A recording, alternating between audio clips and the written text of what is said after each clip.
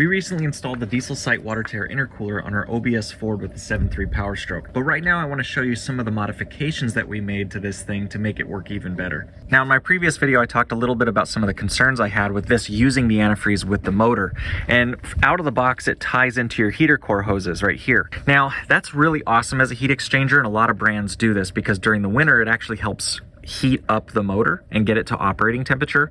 But for our purposes, since we primarily haul all the time, I live out of this 2,400 pound truck camper, I'm more concerned about keeping the air as cold as possible for better efficiency. So we have separated the systems. This runs on its own antifreeze now, and it has an external reservoir here. What's beneficial about that is that the antifreeze is never in contact inside the motor, so it stays significantly cooler. Plus, if there's ever a catastrophic failure with the system, my motor will remain unimpacted.